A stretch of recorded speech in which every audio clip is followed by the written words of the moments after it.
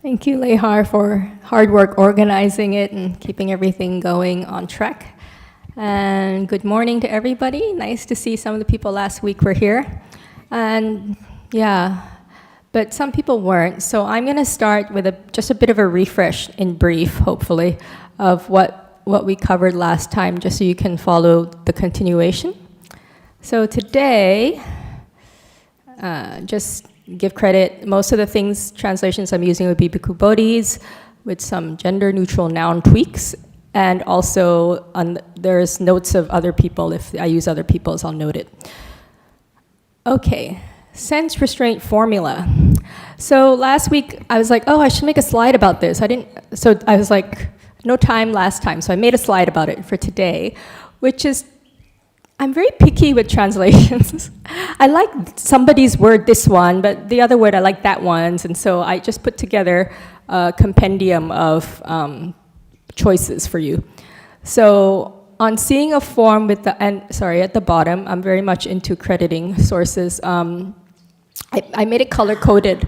So at the bottom, you can see which phrase is from who. And yeah, so anyway, you can look at it further. You want my computer? I just look at checking if your sources are okay. No, oh, okay. Sorry, there's no Sunyo, but there is a Munissara. Anyway, we'll do it quickly. On seeing a form with the eye, they do not, here's your choice, grasp at, or get caught up in, or get sucked in by the appearance of the form as a whole, or its features. Since, if they left the eye faculty unguarded, evil, unwholesome states of desire and aversion might invade or afflict them. They practice the way of its restraint, or, Ajahn Brahm practices wisdom when seeing. So he highlights the wisdom power aspect of it, of sense restraint. They guard the eye faculty, they undertake the restraint of the eye faculty. So that's the formula. Everything sounds easier in theory, right? Like, oh yeah, okay, makes sense. But try doing it. That's the hard part. So most of the time, for even, experienced practitioners, what happens is you try to follow this formula, but too late. Craving or aversion has arisen. My fonts are different on this computer. Uh-oh. Well, never mind. It was perfectly aligned in my version. So you're all gonna have to. I'm gonna have to live with imperfection. So you can still read it. So yes, usually craving or aversion already come, but you can try to interrupt the process from getting too far. So just quickly review: when craving or aversion arise, it's because your sense object, if you have a perception of it that is like a good association with pizza, then you'll have a pleasant feeling. And the perceptions could either be perception in line with the Dhamma or perception not in line with the Dhamma. And that's what we're going to talk about mostly today, is those perceptions. But anyway, for whatever perception you have, pizza is, what is it, delicioso or whatever, you like it. And so then it will activate your underlying tendency, your seeds of sensual desire, because you're grasping at the signs and features that are feeding that, and then that will cause the aversion to arise, craving, a burst of craving, and then that itself feels unpleasant. Craving itself is an unpleasant feeling if you look closely. And that will activate the underlying tendency or seed of aversion. And so that, when it's activated, will lead to a burst of aversion. Now you're averse to the feeling in your body or in your mind of the craving. That unpleasant feeling of the craving itself is leading to aversion. But it's so quick, you might miss it. And it's so quick when you try to escape that feeling, because nobody likes to feel yucky, right? Then you immediately try to escape it in not very helpful ways. So the first is you repress. You just don't want to feel it. The second is you just go ahead and you consume the thing. Pizza, yum, yum. And then it's like, it's already in your stomach before you know this thing has happened. Or you're like, no, I know pizza has a lot of cholesterol, bad for me, blah, blah, blah. But then you spend your time thinking about it. Oh, but I really want to eat it, and this diet, why be on a diet, this, that, whatever. So you're proliferating about it, and that will only reinforce your perception that is not in line with the Dhamma, which is that sensual pleasures is actually good.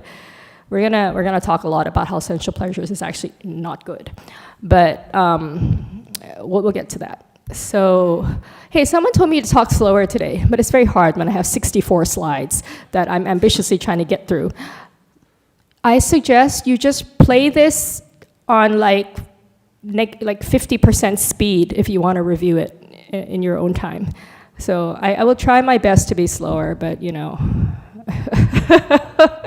I have no guarantees. So anyway, the opposite happens when you see pizza as yucky. Like for me, I'm like, the smell of cheese. Can't stand it, so I'm like, pizza is not, it has a perception that is going to make me feel an unpleasant feeling, and that's going to, rather than activate my underlying tendency to sensual desire, craving for sensual desire, it's going to activate my tendency to aversion, like, yuck.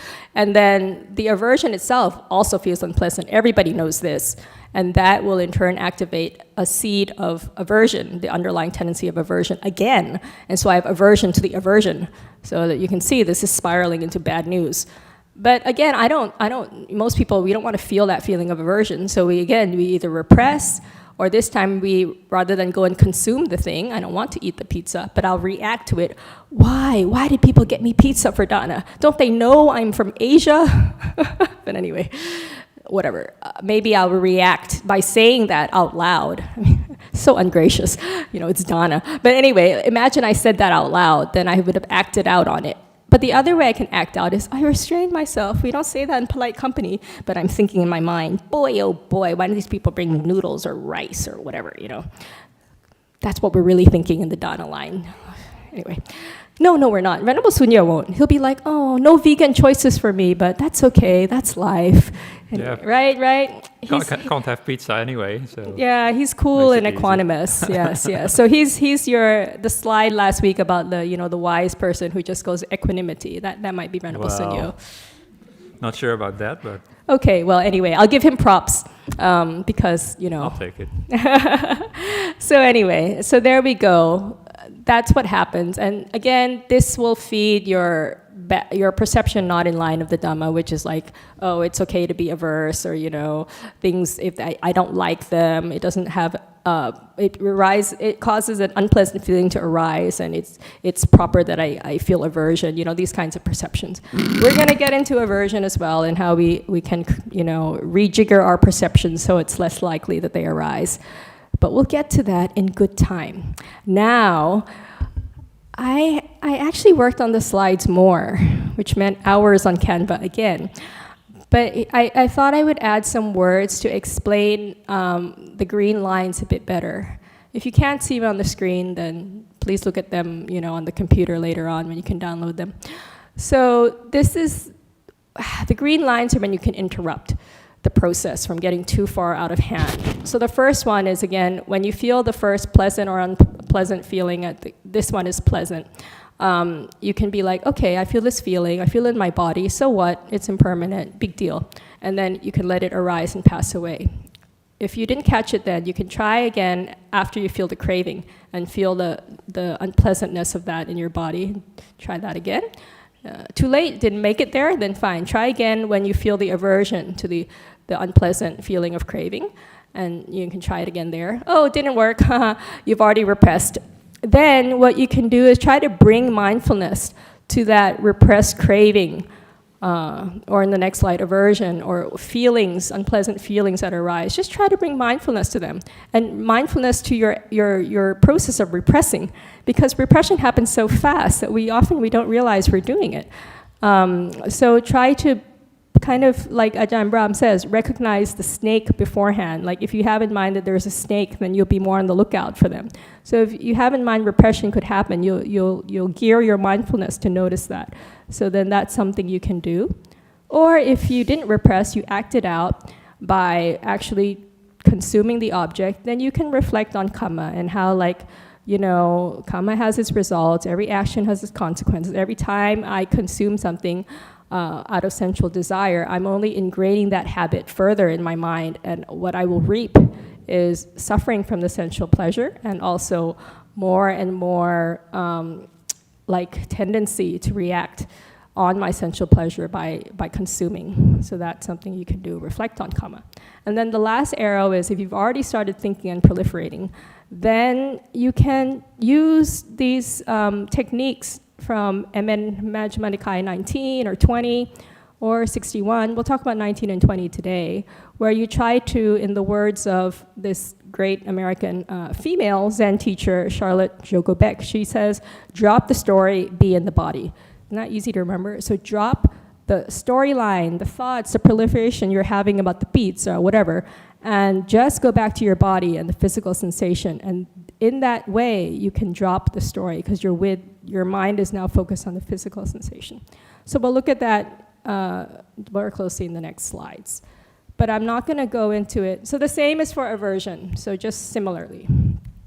Now this is like a golden oldie. If you go to any of Ajahn Brahmali's retreats, you're sure to get MN19 or MN20, likely, not sure, but likely in some way or another. So I'm not going to spend too much time on it. But in brief, there's even the Buddha, he struggled with thoughts apparently when he was still practicing. So, isn't that great? Even his last life, when he was still training, he's like, oh, I have these thoughts. Oh, okay.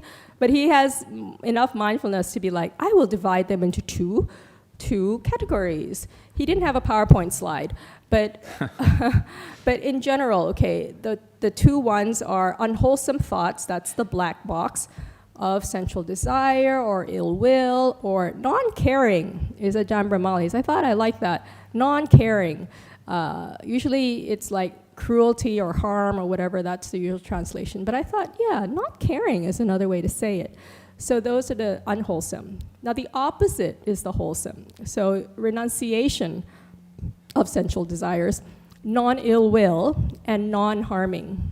I guess caring is a bit too Care Bear. So anyway, so non-harming. You don't want to harm anybody or think about it even. So that's the two boxes, the two columns. Now, what do you do to try to keep yourself in the yellow box? Yellow is the color of wisdom. You, according to the sutta, consider or understand that the black leads to my own affliction. It leads to others' affliction. It leads to affliction of both. It obstructs wisdom. It causes difficulties and leads away from nibbana. This is all cons. I see no pros. And the opposite, the yellow box is the opposite.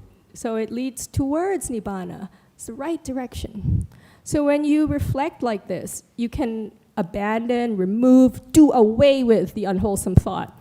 And more importantly, you don't create bad mental habits. Because the more you think these thoughts, the more easy it is to think them again. You just carve this neural pathway in your brain that it will be like so deep that you're like, every time you're just going to go there. Now, the opposite is true. If you frequently think and ponder upon the advantages of wholesome thoughts, you will create good mental habits. But don't overdo it. Excessive thinking is not good, even if the wholesome kind, because it tires the body and the mind, and so it's hard to develop stillness or samadhi. So, all in good measure.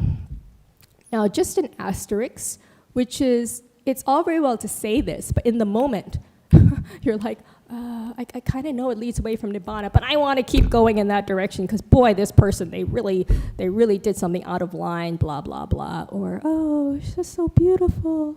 Oh, I know this is not good to follow sensual desires, but too late. So it doesn't work if you just have this weak, like you've seen this slide once. It's not gonna, amount to very much. You need to reflect on these or experience at some level the disadvantages of the black, the advantages of the yellow, yourself in some way at a deeper level before you can consider them in the moment. So just like I said last time, you got to do your homework before the exam. So that's something which, just don't expect this will come so easy. Okay, MN20, this is the removal of distracting thoughts. So there's 5 methods. You can go and read the sutta in greater detail. But the ones I wanted to highlight was number 3, because that is another way to express that idea of drop the story, be in the body. Because one way to just forget the bad, unwholesome thoughts and not give attention to them is to give your attention to something else. So if you give attention to your physical sensations in the body, those are easy to focus on. And when you focus on that, automatically you would have dropped the thoughts. You can't tell yourself, oh, drop the thought. It's really hard. But if you're like, okay, I'm going to focus on physical things, and naturally you drop the thought. And then you're not going to keep feeding this process of even more anger or more craving by feeding it and fueling it with your proliferation. And the other thing, number one, to give attention to some other sign connected with what is wholesome. Doesn't that sound eerily similar to the sense restraint formula? Is this completely redundant? No, it's in the same vein, but it's at the stage where you've already started thinking. Sense restraint ideally is before you have craving or aversion. But how many of us can do that? So usually we already get to the thinking. So here's where you apply the same idea, but at the level of thinking, of thought. So now you try to remove attention from that sign. So if you're looking at, somebody's bad qualities, and you try to switch it to looking at somebody's good qualities. That's a way you can change your perception. Or the other more barbaric way is just look away. If you see some good-looking person of whatever gender you fancy, you don't have to keep ogling them. You can look away. You have a choice. Your neck moves. It can swivel. So that's another way you can do it. So those are very good to know. But let's move on. Oh, do you have something to say? Quickly, just to point out, for people who will be here in the afternoon, which I hope will be all of you. Then we will speak more about this paying attention to certain things and not paying attention to other things, just to link things together already a little bit. We just did our slides independently. Yeah, we didn't have time to communicate. But I saw lots of things that kind of overlap that I would like to explore. So hopefully we can do that if I'm not trying to barrel through my slides at breakneck speed. That's all right. Okay, so. But okay, let's go back to the solution, okay? A deeper level solution. Why does the craving or aversion arise in the first place? If you could catch it before you get into the thinking, you have to ask, well, why? Why does it arise in the first place? And it's not like magic, It's causes and conditions. And of course, the deepest level. It's like the correct answer to anything. Why does anything unwholesome arise? Ignorance. It's not your fault. You're just this poor deluded fool who's been circling around in samsara because of your ignorance. Now the thing is, ignorance gives rise to inverted perceptions. Actually, it gives rise to inversions of perception, mind, and view. But today we're going to focus on perceptions, the vipalasas. It sounds vaguely Italian, vipalasa. I feel like a lot of these Pali words, some are Italian. And maybe that's why Buddhism is growing in Italy. They feel familiar. So. Do you like pizza vipalasa? Yeah, pizza vipalasa. Yeah, exactly. What's pizza vipalasa? Oh, it's got tomatoes and Parma ham. That's the toppings. And some ignorance on top. Anyway, so if you want to link the rest of the presentation to something fundamental you can remember, it's all these perceptions, you want to be on the left side. I didn't have time to make a black and yellow version of this, but if you're just some poor fool, you take what is impermanent to be permanent. You take what is suffering to be pleasurable. You take what is non-self to be self. Like me, I'm here. My name is Munissara. And unattractive to be attractive. So all the other perceptions we're going to talk about, you can kind of funnel into these 4 categories. So don't worry, there isn't that much to remember. I like a bit of verse poetry. So at the end of this sutta, there's a bit of a verse. So the last lines I find most haunting.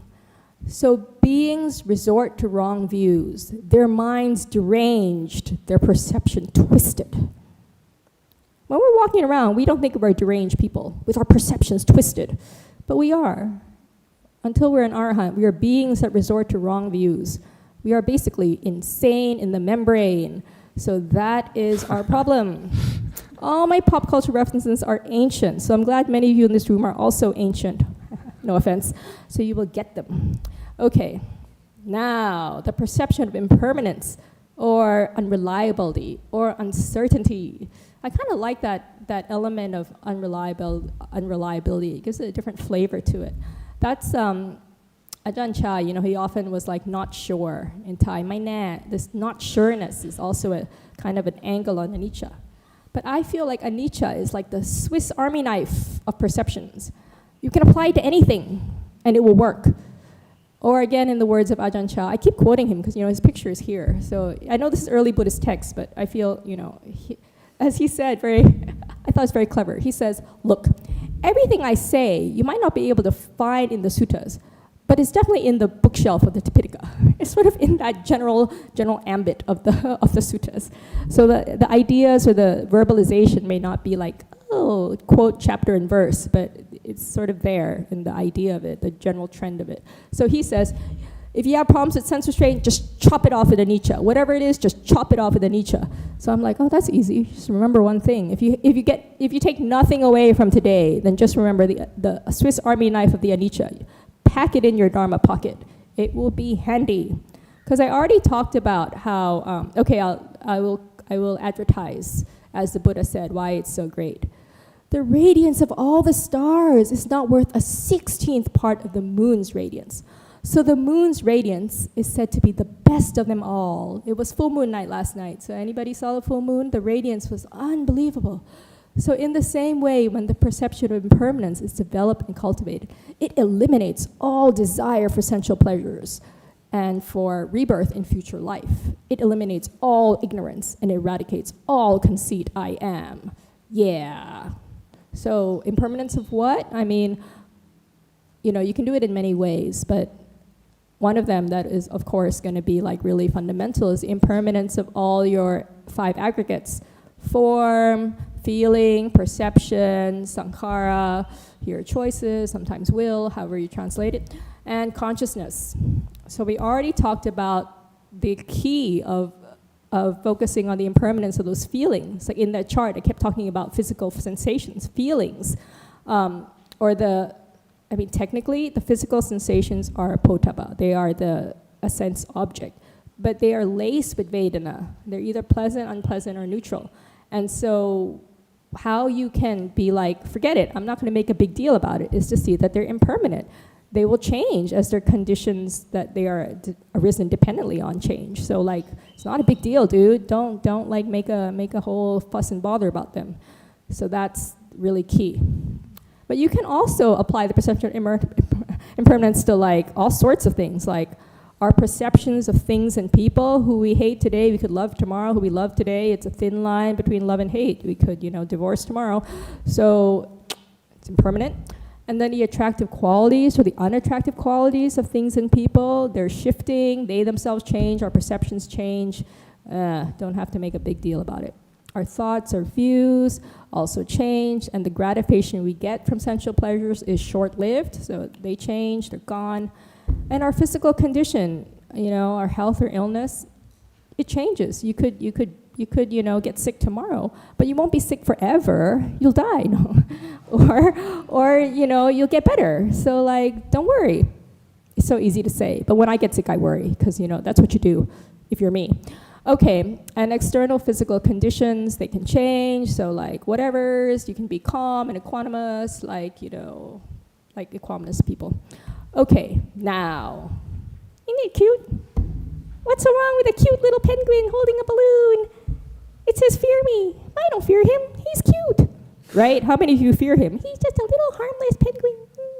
Penguins, they don't bite anybody. Well, they might bite you, but they won't kill anybody. They're not like a tiger.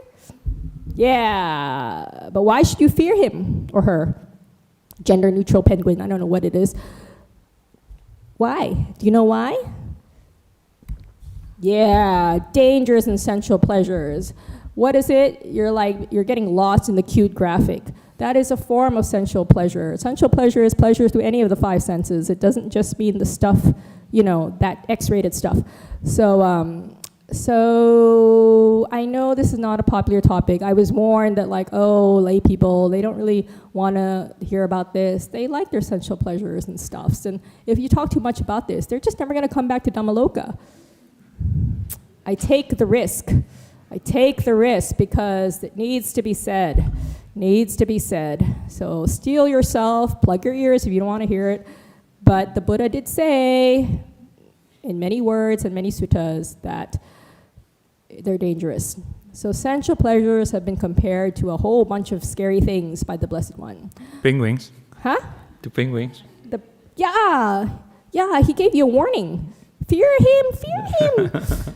They provide much suffering and much despair, while the danger in them is great. So I have some examples. There's so many. It was like overkill to do all of them. We won't go through all of them. But here, this one. He's just a little fluffy poodle. But what's he trying to do? He's trying to eat this. It's a bone, dude. You can't eat it. You can lick it. It smells like meat. It tantalizes you like meat, like it's going to fill your little poodle tummy. But it's just a bone. It's just a bone. It promises you satisfaction, but it's not. It's going to be so disappointing. So that's like sensual pleasures. Or this. Ooh. Do you know what that is? Right? You're like, what is that? It's a vulture. It's a vulture. Vulture JPEG. So vulture, it's like if you're the first vulture and you get your hands on a piece of juicy meat and you flew away, but then you have someone like this guy in hot pursuit. And this guy is going to try to get your hunk of meat because they all want hunks of meat. This is how it is. You find yourself a nice girl. Somebody else wants her. And so the solution, you know what the solution is? You kill the other guy. No. That's the solution a lot of people do. That's the solution, gets many people in the newspapers. But the solution is just drop the girl, man. She's just a piece of meat. I can say that because I'm a piece of meat. But the same is true of him, too. He's just a piece. He doesn't have much meat. Because he doesn't eat meat. He just eats veggies, so he doesn't have much meat. But still, some girl fancies him, he'll be like a piece of meat, and then it's like other vultures are gonna come. So it's like dangerous, dude. I hope they stay away.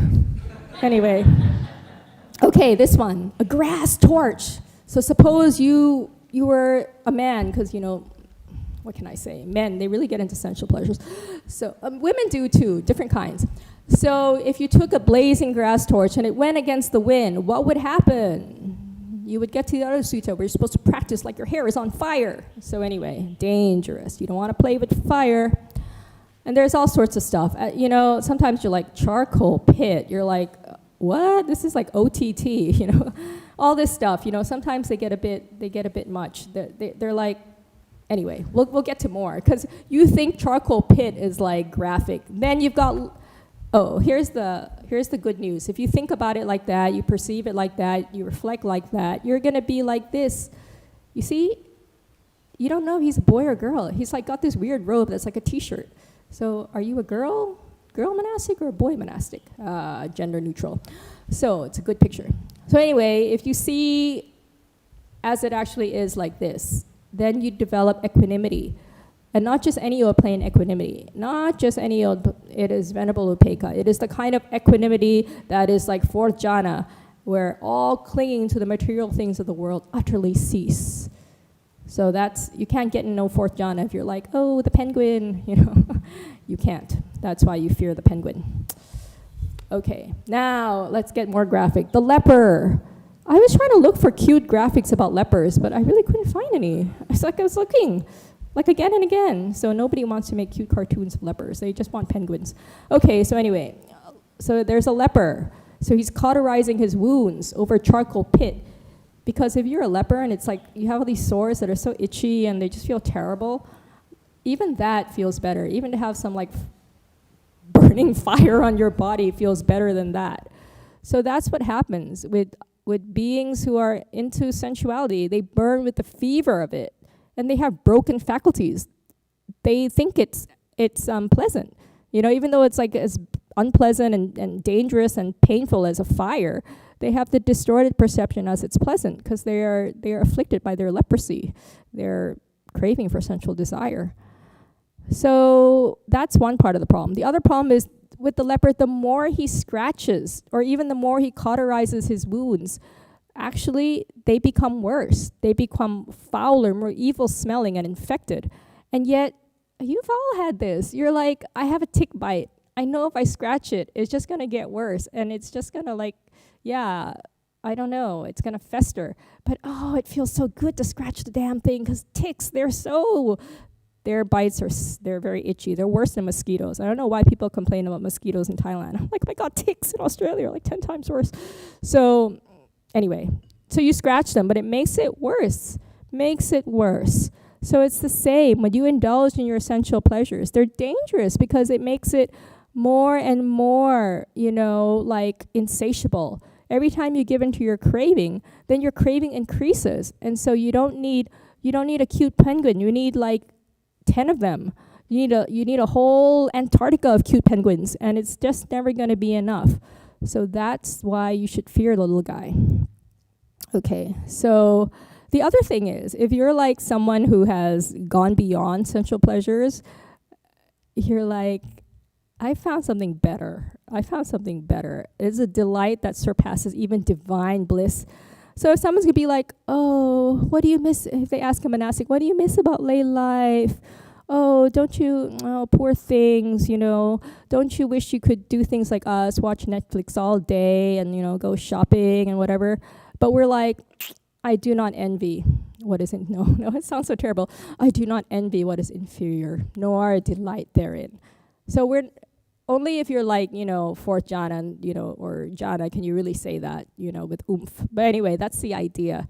Even for yourself, once you found the Dhamma and you're spending your Saturday morning here, as opposed to like snoozing in bed, then you're also like, I do not envy those people who are just snoozing in bed or who will go to Kohl's and shop away today. I do not envy them because I'm going to watch Ajahn Munissara and then Ajahn Sunyo talk about Pali terms. Look at me, I'm so lucky. So there we go. So that's that. But still you hear all these things and you're like, I can't really relate to these similes, like charcoal pit. I haven't seen a charcoal pit that's like big enough to put a human in. And I just feel like, what? It's just like one cookie. Like, it doesn't feel the level of charcoal pit to me. Sometimes those similes, they're just hard to relate to. So then I thought one thing that Ajahn Brahmali said once in one of the short Ovadas he came in, it really worked for me. He said, with any of your defilements, if you give in to them, you are just like, what is the word? Strengthening the bars of your prison. They're getting thicker and wider and just stronger. And I was like, that worked for me. Because, when I'm like, what's wrong with just humming a bar of a happy tune or even singing? What's the harm in that? It's just a bar of music. Here's where my incredibly terrible or good puns come in. What about a bar of chocolate? What about going to the coffee bar? Yeah, right? Somebody gave me sensual pleasures today. It's just a bar of chocolate. Oh, the bars of my prison, they're getting bigger and bigger. Here, Venerable Sunyo. Yeah. It's vegan. No, check. I don't know if it's vegan. Okay. They gave me one as well. Yeah, but yours is different. Maybe yours is vegan. Mine might have milk. Anyway. So then you're like, And then at first I was going to look for like a copy, like a picture of a bar, like an alcohol bar. Then I'm like, no, wait. These people all keep 5 precepts, right? So I'm like, that would not apply to them. So then I found a coffee bar. Ajahn Brahmali's not here to like give him a bad time, but okay, so a coffee bar. And what about a barbecue? In my research for barbecue pictures, I found out that saying, throw a shrimp on the Barbie, is actually not an Australian thing, because you guys call it prawn. Calling it a shrimp on the Barbie was just appeal to American tourists. Did you know that? Okay, I didn't know that. I thought like, throw a shrimp on the Barbie is some Australian thing. So anyway, so there are no shrimps here. They're all like, vegan sausages and hamburger patties. So watch out. Oh, now I'm tempted. Watch out. The bars of your prison are getting bigger. Venerable Sunyo. Now the last one. I'm all into Italy now because of these Italian monastics who've been visiting. So do you know where that is, Venerable? That picture in the corner? Do you know where that is? It's Bari. Are you guys near Bari? Did you say that? Yeah, they are near Bari. So I'm advertising Empty Cloud near Bari. But don't go to Bari. Go to Empty Cloud where you have to live in a tent and haul your own water. Yeah, no sensual pleasures there. But anyway, that's why. So when we're doing these little innocuous sensual pleasures thing, Remember bars, your prison bars. It's not a chocolate bar, it's a prison bar. Try to remember that, because I don't feel like it. Yes, because you know why?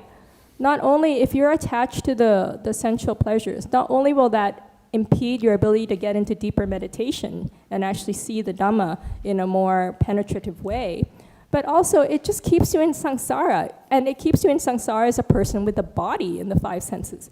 Because if you're still attached to what pleasure you can get from your senses, you're going to keep wanting to have a body that has senses. You're not going to be some nice Brahma enjoying his jhanas. You're going to be like you. You're going to be someone who's going to look after your body, go to the doctor, brush your teeth, go to the toilet.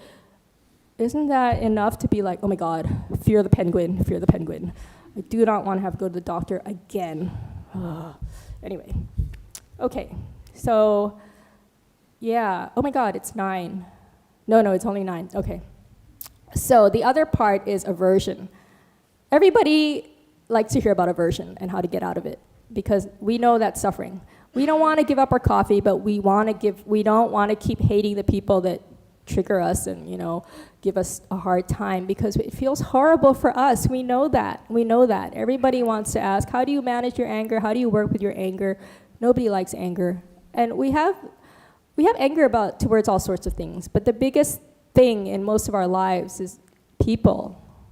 Our aversion to people really hurts our relationships. It hurts our quality of life. It really gets to us. So there's 2 suttas in a row that really focus on this. The other one, Ajahn Brahmali will often talk about in his retreats, but I don't often hear about this one, and it's actually punchier. So there are 5 ways. You could either develop loving kindness, compassion, equanimity, and this is the weird one. It's like, disregard the person one resents and pay no attention to them. I feel that can really be taken the wrong way. Like if you're like, oh, I'm following the sutta, I'm following AN 5.16, I'm just going to never talk to this person, never look at them. I'm supposed to ignore them, I'm supposed to pay no attention to them. I don't know, it feels funny to me. I don't think that's what the Buddha really meant. Because this is what happens, you hear about it, like some kid gets estranged from their parents, and they just don't talk to each other for like 30 years until the parent is on their deathbed. Because they're like, I'm practicing number 4. I don't think that's what it means.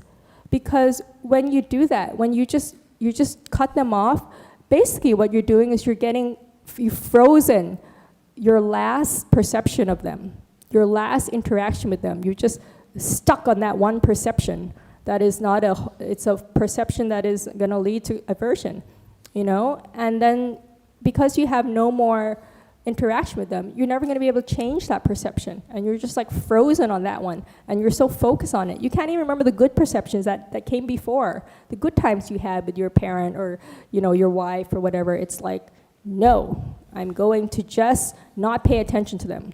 I will cut them out from my will and my life, and if a partner, I will divorce the heck out of them and just move to a different town, whatever. So that's not really what it means, I think. I think what it means is you don't pay attention to the interactions or the acts that were problematic for you. You try to okay, let's not pay attention to that. We'll pay attention to things that are going to help me reduce my resentment. And even though you might at times, if it's like it's too much for you, okay, maybe you will have a bit of, maybe you just give it a break, give it some space. You don't pay attention to them for a little while, but I don't think it means forever, because nothing lasts forever. Nothing ever could. Okay, and the last is you reflect on karma. This venerable one, it's like, oh my God, this sutta is about monks and nuns. Monks and nuns resent each other. So Venerable Sunyo, this venerable one, this venerable Ajahn one, is the owner of his karma. He's the heir of his karma. He has karma as his origin, as his relative, as his resort. He will be the heir of any karma he does, good or bad. So stick it to him, man. His bad karma is gonna come back to him. Or I don't have to do anything. I can just take it easy and let karma work it out. So are you now sort of hinting that you resent me or something? No. You're just an example. You're a convenient person nearby to point to. I have very little interaction with you, and any interaction has been very good. You answer my Pali questions. You put smiley emoticons. No, you're so far not yet. We better not relate very wait much. until this afternoon. If we interact more and you keep interrupting me, boy, oh boy, I'm going to have to develop some compassion and equanimity. I'll turn my microphone off on this. Anyway, it's okay. It still hasn't got to that point because I'm trying to practice my previous slides. Okay, so that's one way. Now the other way is the more complicated sutta. Oh, where's it going?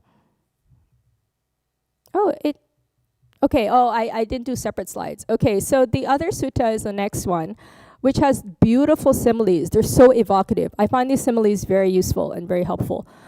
But the actual text itself is a bit confusing because it's like a person who has impure body but pure speech, you remove resentment this way. And I'm always like, who's got completely like impure body and pure speech, or pure body and impure speech? I mean, like, who has such neat categories where like, I'm good at talking, I'm terrible at acting with the body, and I'm really good at acting with my body. I don't hurt a fly, but I'm going to say really bad, awful things about the fly. Like, we're all mixed. So I don't think we have to take it so literally, be like, I can't find that person, so I can't apply the sutta, you know? I think what it means, roughly speaking, for all these similes is like, people are mix of impure behavior and pure behavior. Sometimes they're nice, sometimes they're not. Even the same person, it's not like they're fixed. They have good days, bad days. Our interactions are not fixed. They go according to conditions. And, and even the people you're like, wow, they have impure body and impure speech, but apparently they can gain occasional placidity of mind. And you're like, how's that possible? Apparently it's possible. The Buddha said so. So maybe they just suddenly on retreat, they're in a good space. They can get good meditation, even though they're like, but they've been so horrible to me. It's not fair. It can happen. We're complicated. We're complex. So all these people who are a mix of all these things, you can apply all these similes. But the last one is very interesting.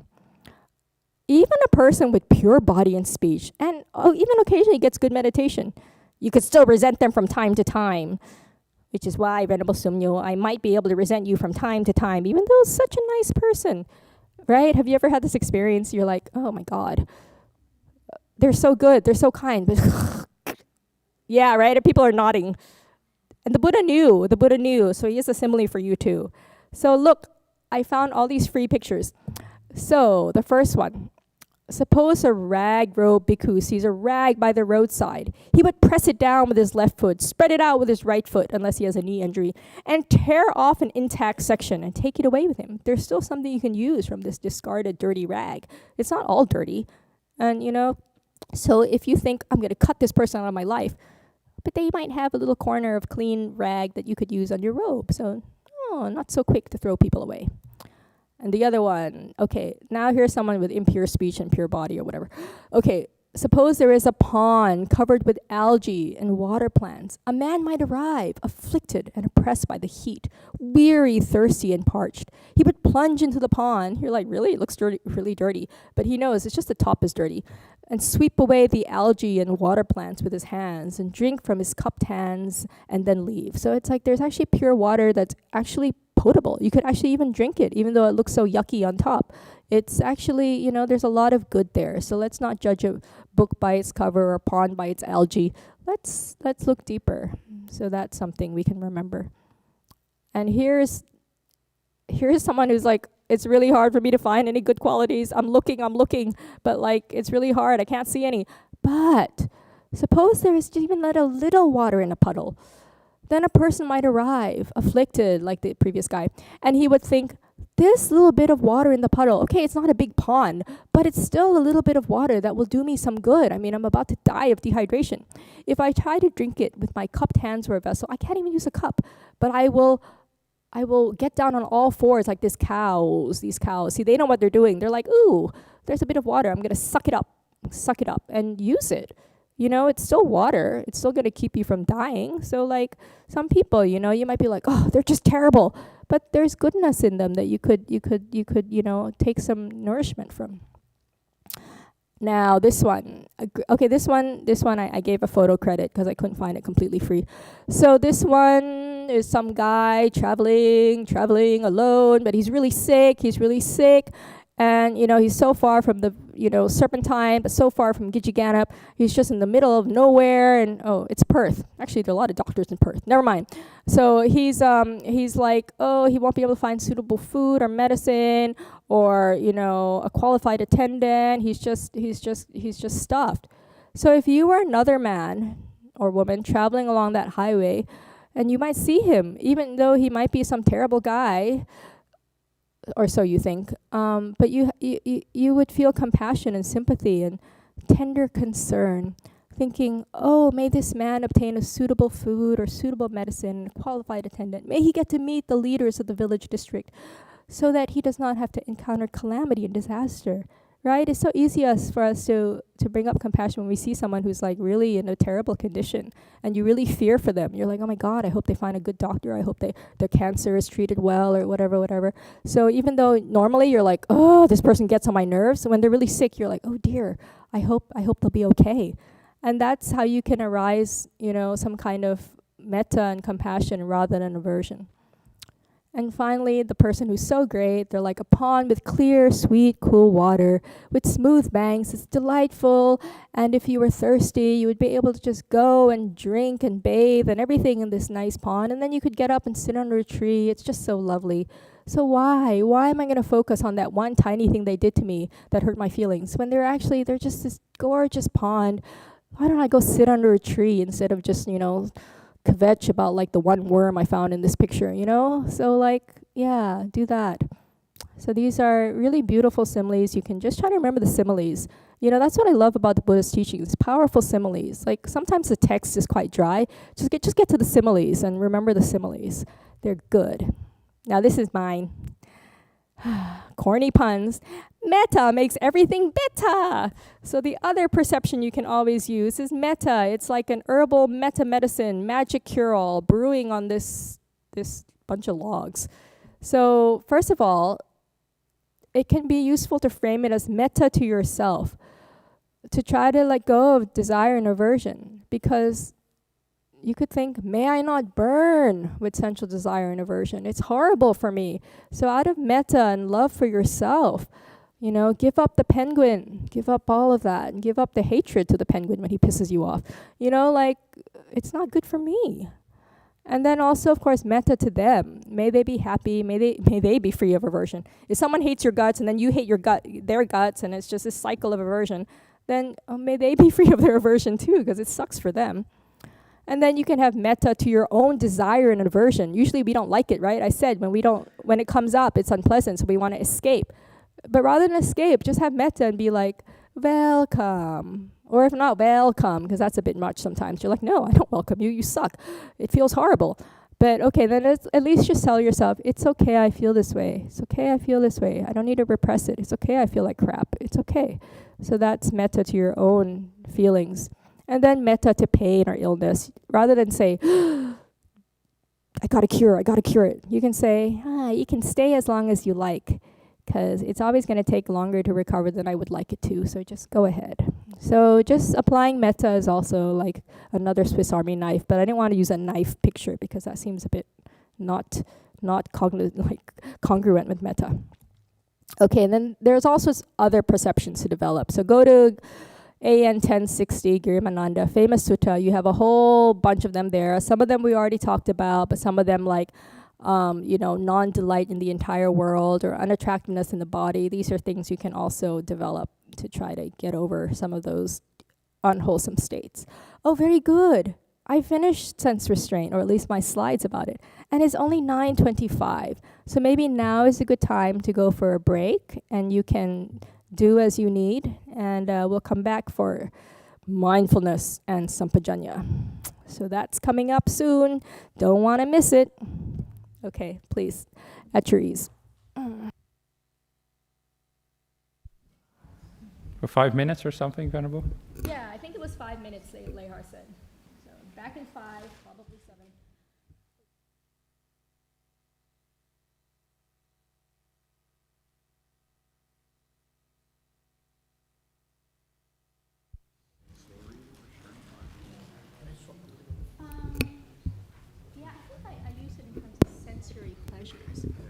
sense restraint is always just talking about the sense organs. Yeah, but like sensual, what does sensory cover more than sensual, which seems to You mean sensual pleasures or sensual restraint? every time it's mentioned it's sensual. You're right. That's a good point. I think that's deeper. I'll mention it again. That's a good point. Yeah, no, that's a good point. Yeah, because, Ajahn Brahmali, I think, also used sensory because he said it's like, it's not, if you look at a deeper level, it's not addiction to sensual pleasures per se. It's even deeper. It's the sensory experience. We are attached to being able to see, hear, all that stuff. So it is deeper. So let's take it deeper. I'll mention it after the break. Thank you. Yeah.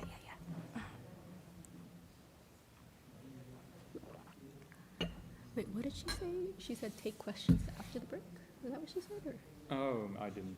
Oh, okay. Could be. Okay. Anyway, we'll see. So, anyway, you're fun.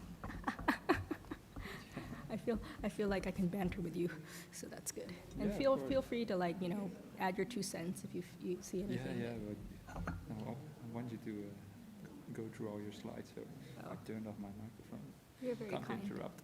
You're very kind. Yes, I didn't do the same to Ajahn Brahmali. I was like, can I say a funny pun? Okay. And he indulged me for like 1 or 2, and then after that he's like, incredible, I really need to get on. And then I was like, okay, I'll let you do your slides. Because we want to get through our slides, right? We worked on them. Well, you can add some puns in the afternoon. Okay. If you feel like it. Yeah, I don't know my Pali is good enough to do Pali puns, but I will see. But yeah, I wanted to, I'll say this if I remember, but I'm curious what the relationship between Sampajanya and Yoniso Manasikara are, because there is some level of, there's some overlap, I feel like.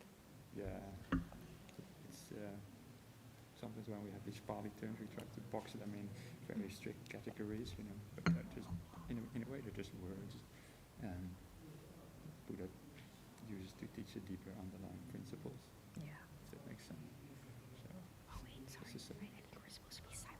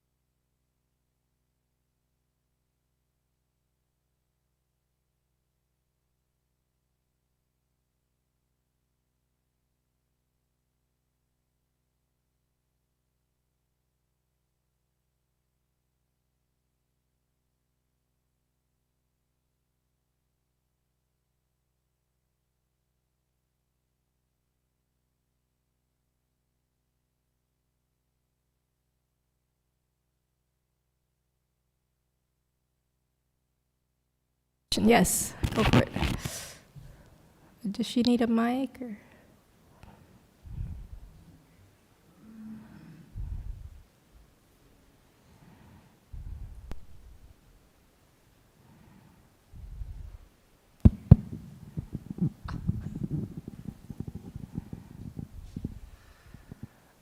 I just wanted to ask about the role moderation plays as well in sense restraint, because I've noticed a tendency with some people where it's like they'll go on holiday, they'll watch one movie on Netflix, and then it turns into 2, then it turns into 3, and it's like they become less and less joyful in the experience. It's like, you know, the first movie is better than the second and third that they watch, and then by the time they finish the third, they spend an hour scrolling through Netflix actually trying to find something that's going to be even better. So I was just wondering if you have any kind of commentary on that. Yeah, I remember taking an economics class in college, and there was this concept of diminishing marginal returns.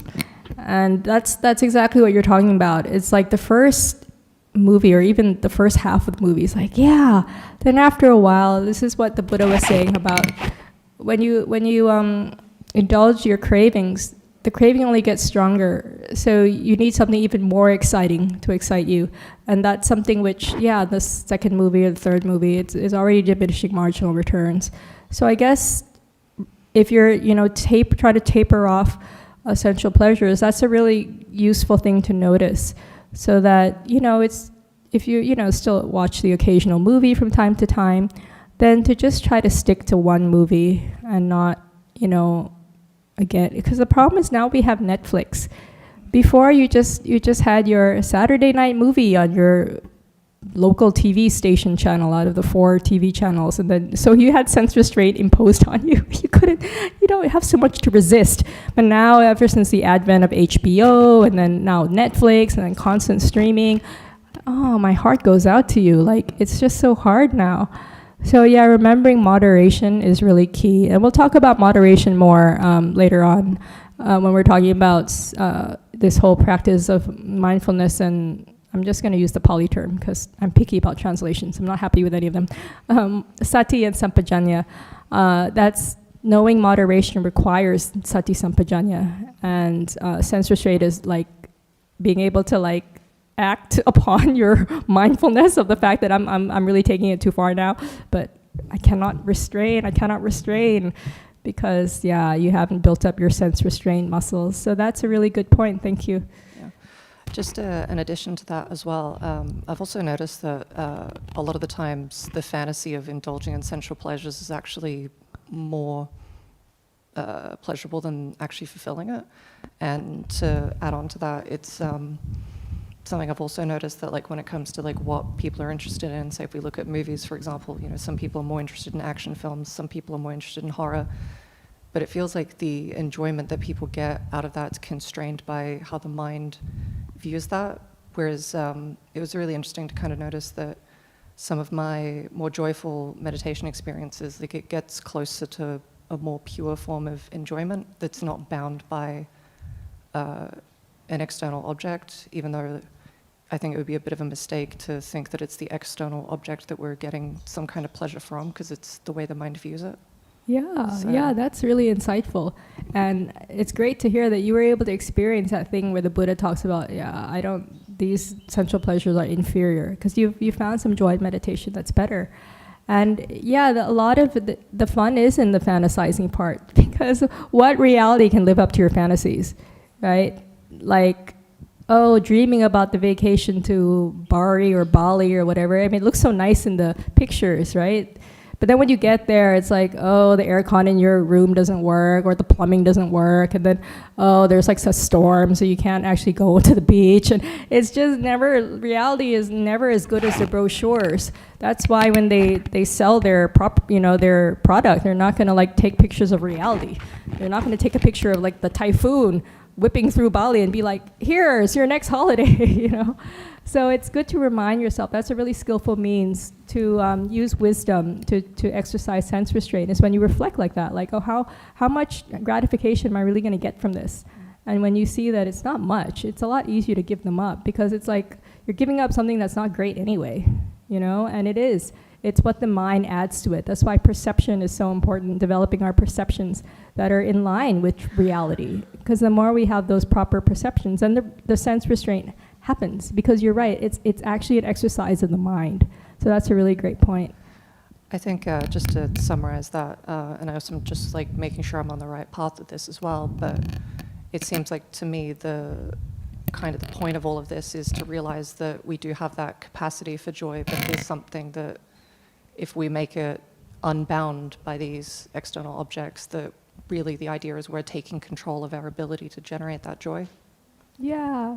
I mean, I don't know about take control sounds a bit like willpower, but it's more like we give ourselves the opportunity when we're released from the grasp of sensual pleasures. We have the time and space to actually develop something else, like meditation and, you know, joys that come from wholesome things. So that's, yeah, I think your summary is great. Excellent. Thank you very much. And when you brought up movies, you said the first movie is good, the second not so good, the third even less good. I thought, yeah, The Matrix 1 was really good, The Matrix 2 not so good, Matrix 3 was terrible, Home Alone 1 was good, Home Alone 2 was terrible. But so maybe movies is not the best example, but maybe you should watch them in reverse. Anyway. But like if you watch Matrix 3 first, you might have thought that was the best one. Could be. Anyway. But there's this thing, they call it hedonic adaptation. It's like a technical word for it. You get your sensual pleasure, your hedonic pleasures. Mm-hmm. And the first time, let's take pizza again, that was maybe better. The first time pizza's really nice, huh? And then you have pizza for breakfast, you have pizza for lunch, you have pizza for evening, still okay. The next day pizza again, everyday pizza, yeah, you don't want to live in Italy, everyday pizza. I don't know. Yeah, no, but that's then really, you get used to it. But with meditation, it is a different kind of pleasure. It's like the pleasure of letting go of things, and the more you let go, the more happiness you get. So you cannot get adapted to it in the same way, because in a way, the more you are content with it, the more blissful it becomes. Does it make sense? It's kind of the opposite of the pleasures in that way. It's not about getting things, but about letting go of things.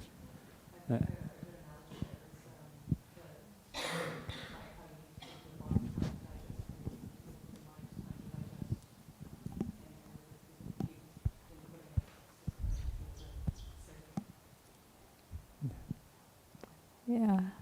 Okay. I just wanted to mention a point that someone during the break, he came up to me and I was like, oh yeah, that's a good point. So I'll mention it after the break. So he said, yeah, last week I had mentioned something about using the word sensory rather than sensual.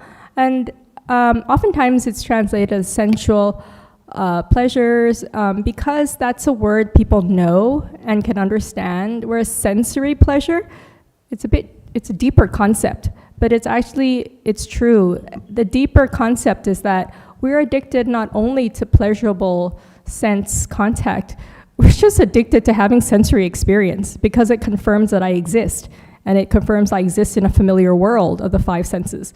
And so, yeah, that's why I said last week that, people would rather have anger than nothing because at least they exist. So when you have pleasurable objects, sense objects that you experience as pleasurable, okay, you understand, you like that. But actually, even the objects that are unpleasant, you still at some level want that because then you have sensory experience. And that in itself is something that is like fundamentally you're attached to. So that's why we keep having senses, because we keep wanting to have that sensory experience, and that's why we really have to look at this more deeply. So I think that's a great point, and so I wanted to mention that. But I think I'd like to get back to my slides, if that's okay, and there'll be more time for questions at the end, so please hold on to your very interesting questions for that. So the next part of the gradual training is I'll just bear with me the Pali terms, because I will soon give you the alternate translations. But the basic Pali term is sati and sampajanya. I just think most people translate sati as mindfulness, so that we'll just use that because that's quite common parlance today.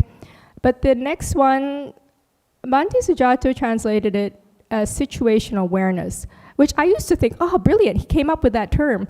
But then actually it turns out it's like a psychological like concept that was developed by psychologists, situational awareness. So it can have a different meaning in a non-Buddhist context, so just to warn you. But anyway, let's go to what it is.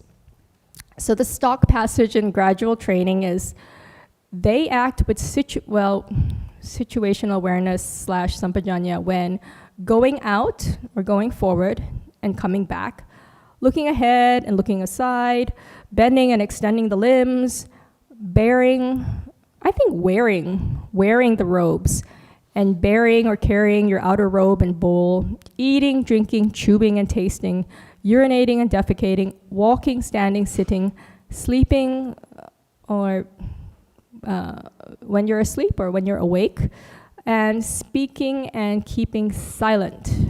So at first when you look at it, you're like, oh, if I'm a lay person, this doesn't really apply to me because I don't have robes or an outer robe or an alms bowl to carry. So I guess I can't practice all the sampajañña as the Buddha laid down. But don't worry, this is just like a for example list.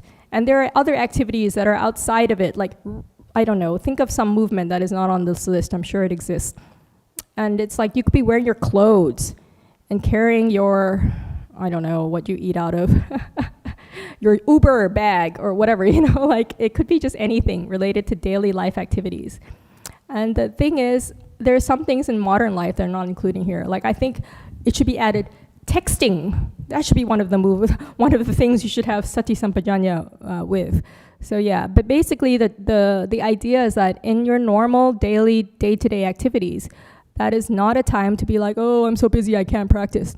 It's a time to practice sati and sampajañña. But what is it? What is this fancy term sampajañña? Is it different from sati? I don't know. We often hear about sati, but nobody really talks about sampajañña. Again, it's like the unloved, forgotten twin of sati. But there is a sutta that makes it actually quite clear that these are two distinct things. They are related, but they are distinct. So in this sutta, in the Samyutta Nikaya, sati and sampajañña are described separately. So in that sutta, first they describe sati as the 4 satipatthanas, the usual stock phrase about, if this monastic is contemplating the body in the body, or feelings in feelings, mind in mind, mental factors, and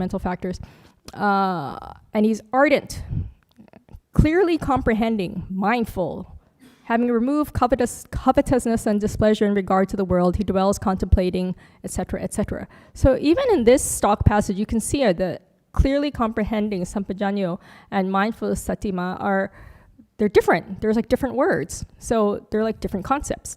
And then later on in the original sutta, their sampajañña is defined as the same stock passage in the Gradual Training.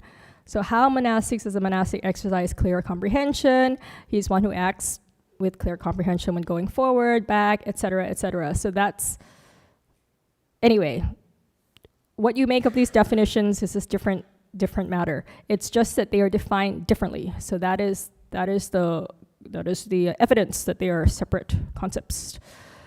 Now, this is where I need Venerable Sunyo. Because, for such a central concept, it's like sampajañña is not actually defined in the suttas. You're like, what? There is no sutta that actually says sampajañña is this, beyond that list of like daily activities. So let's look at the Pali etymology, which is not the surefire way to understand what a word means, but it might give you some clues. So sang, okay, it's not aligned, but sang means with. And then the root ya is like knowledge related. So you might have heard the word jnana. So that means knowledge. Or panya, everybody's heard of panya, which is wisdom. So it's basically, roughly speaking, the sang plus the ya and all this other stuff means with wisdom. So it's like a clue that, okay, it's like some kind of wisdom aspect. So mindfulness is something, and then it comes with a wisdom aspect. Yes. So that's why it's variously translated as clear comprehension, It's kind of understanding, clear knowing, full knowledge, full awareness. I find the use of awareness not helpful because mindfulness and awareness are quite similar. But I guess it's like, in parentheses, a sort of a wisdomy awareness, a wise awareness. So these are all the terms, and I have found none of them particularly easy to understand. So for the rest of my slides, I'm just going to refer to it as sampajañña, because that's the thing. Even if we don't really understand what it is, at least we know when we're talking about the thing.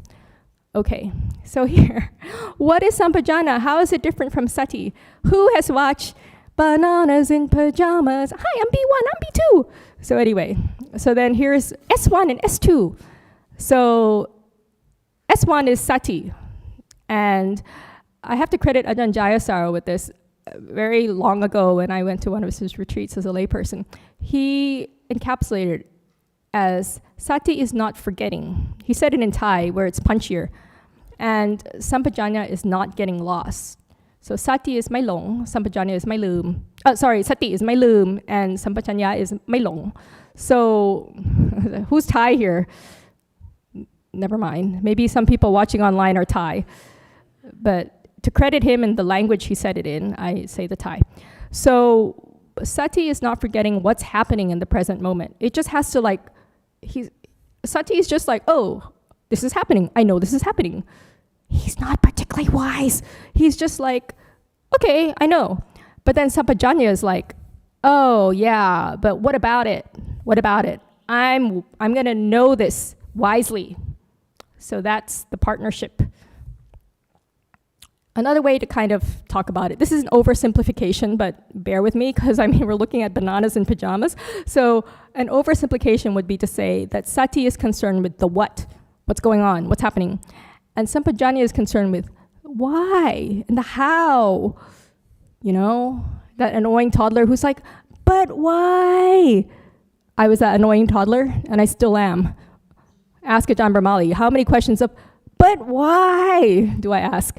A lot. So anyway, maybe because I'm a sampajañña type, ha ha ha.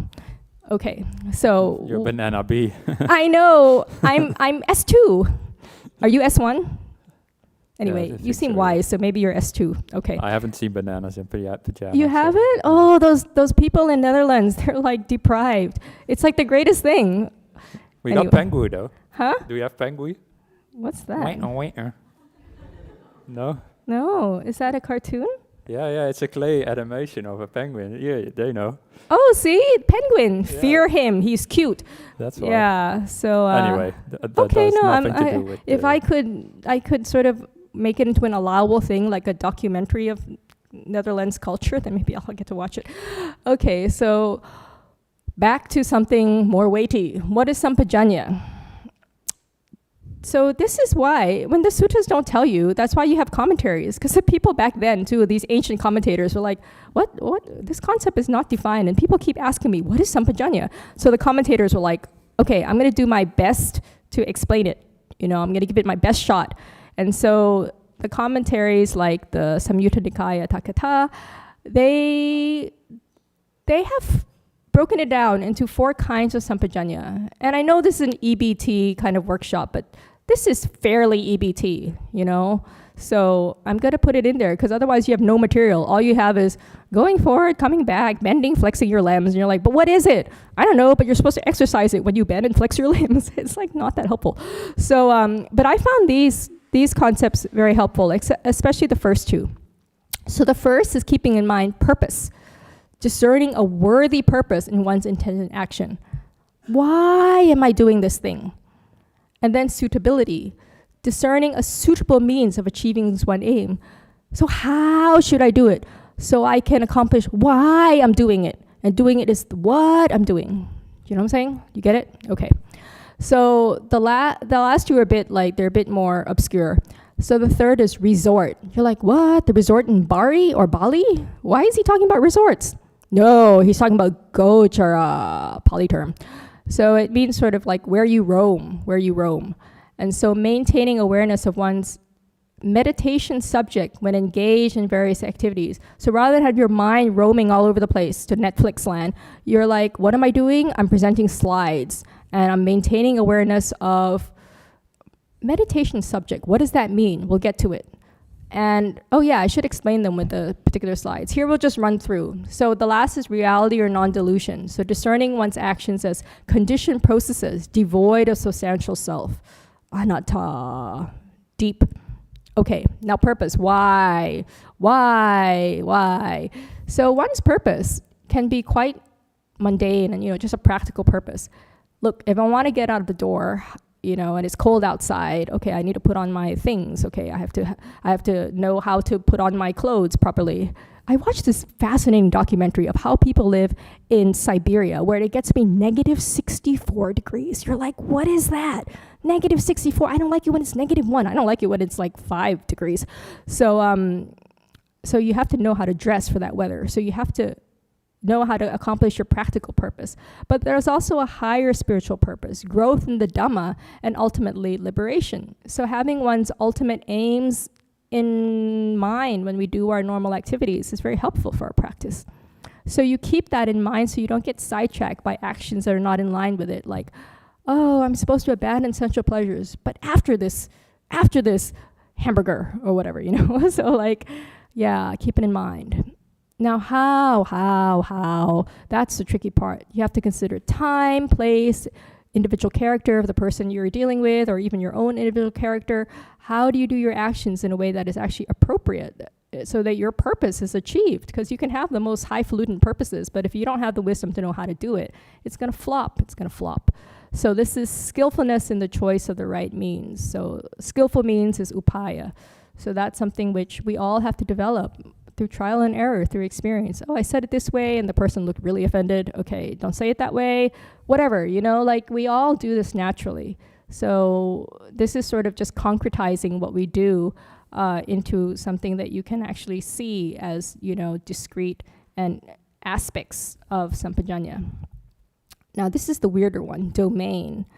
So keep in mind the subject of meditation during one's daily routine. You're like, this is the classic question at the end of retreat, but how do I practice once I leave Jhana Grove? How do I integrate into my life? Yeah, well, this is it.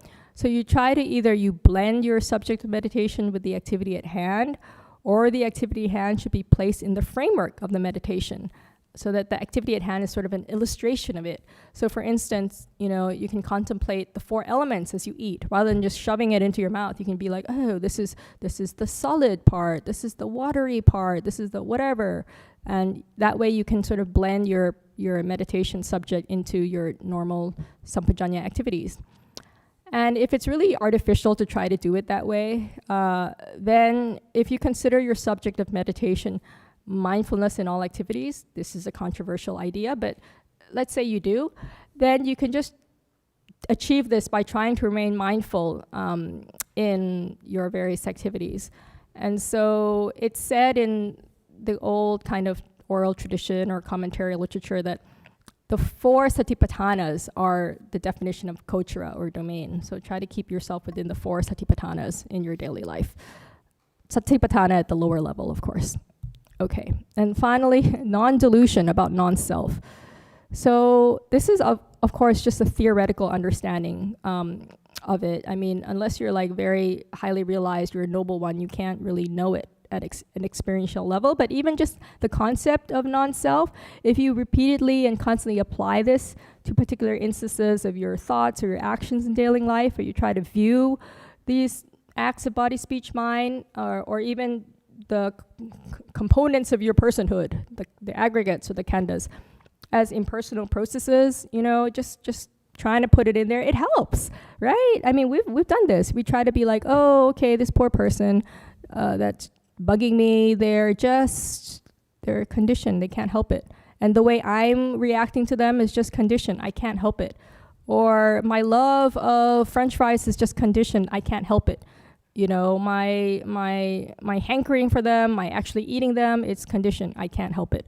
And so just trying to do it at this kind of non-profound level, actually it develops a preliminary perception of non-self, or anatta sanya, which is a condition for the deeper stuff to arise. So don't knock it, it's worth it. So trying to blend that into your activities in your daily life is, you could say, a form of Sampajañña. It's kind of a wisdom practice. But how do we cultivate Sampajañña? you know, Homer Simpson, he gets a flack for being a dullard, but you know, he is cultivating sampajanya. So he is trying to reflect before, during, and after doing an action as to those 4 kinds of sampajanya. That's how you kind of build it up. So it's something that it doesn't just come with sati. It's not like, everyone talks about mindfulness, practice of mindfulness. It's like everybody just talks about S1, but what about the unsung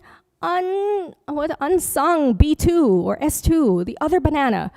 You know, sampajanya needs work too. Otherwise, you're just gonna have this dullard S1, like, okay, I know what's going on. Like that famous story of Ajahn Brahm, you know, like, the guard who's protecting this house, he's like, thief going in. Jewels going out. Very mindful, knows everything happening in every moment, but like not helpful. So you need S2, you need sampajanya to be like, oi, you're the guard, call the police or something, stop these thieves, like do something, you know? So that's why you need the other guy. So all of this is cultivation that will grow your wisdom until it becomes automatic. And you know, with every moment of sati, you have this really sharp sampajanya. So that's what we are aspiring to and working towards. Now, these are related. I'm not just randomly talking about sampajanya just because I was assigned this as the part of the gradual training I'm talking about. No, sampajanya and sense restraint are related. You know, all of these things are related. They're just lined out in the gradual training as like this and then this and then this. Just the way the Noble Eightfold Path is lined out as 1, 2, 3, 4, 5, 6, 7, 8. But they're working in tandem. They're always in tandem, and they're feedback loops. So when mindfulness or sati sees an unwholesome desire or aversion is about to happen, or already has at a weak, you know, containable level, then sampajanya says, I have to shift my focus or my perceptions. You know, it's the wisdom element because it understands if my purpose is to have a peaceful, pure mind, the unsullied bliss of sense restraint, and freedom from suffering ultimately, it is not suitable to focus on the signs and the features that feed my desire or aversion. So I'm going to do something about it because I have the wisdom to know that. So that's sati and sampajanya working in tandem. And when they are in lockstep, like B1 and B2, boy, is it a good dance. So that's that. Now, another angle on sampajanya is provided in the second sutta in Majjhima Nikaya, where it talks about different ways to abandon all the taints, the asavas. So it's a very old-fashioned translation. But anyway, I like it enough. Taints to be abandoned by restraining. So here a monastic reflecting wisely, patisankha yoniso. He's going to talk more about yoniso in this afternoon. So I'm not going to say much because I'm going to keep you enthralled for the cliffhanger handing. If you want to know about yoniso after lunch, don't snooze. Come here. So The third banana. is it? Are they bananas? I could Is he a make it banana too? Yeah. But bananas in pajamas only had 2. This will be bananas in pajamas plus banana in robes. I don't know. Anyway, we'll find out. So, okay, so this monastic, right? He's reflecting wisely that if he abides the eye faculty restrained, his taints and vexation and fever, which would arise if he didn't restrain them, will turn into no taints and no vexation and no fever if he restrains them. So it's done out of wisdom, not just knowing that, I'm a good person, I should restrain my senses. I'm a bad person if I don't restrain my senses. It's not that. It's like, dude, do you want some like peace in your life? Do you want to be free of your taints? Then if you reflect wisely in this way, you will have, more oomph in your attempt to practice sense restraint. So that's the relationship. Now the other one that will be so useful in your day-to-day life is what monastics do as part of their sila, apparently. Again, the commentaries say that there's 4 kinds of sila. So there's like your normal sila, keeping your rules and not breaking the precepts. But then there's also indriya samvara sila. So that's the sense restraint sila. And then there is this other one, which is the sila of reflecting on the requisites you use. And then the last one is about, right livelihood. So, but this is especially poignant for monastics because all our requisites come from the hard yakas of these lay people who are providing them to us.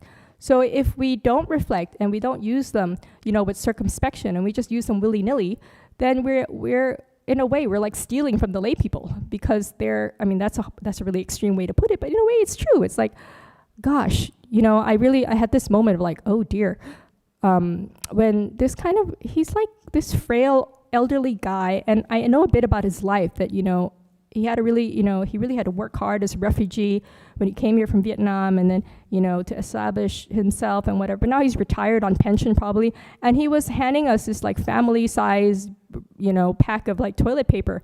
And I was like, oh dear, I'm a little bit wasteful in the way I use toilet paper.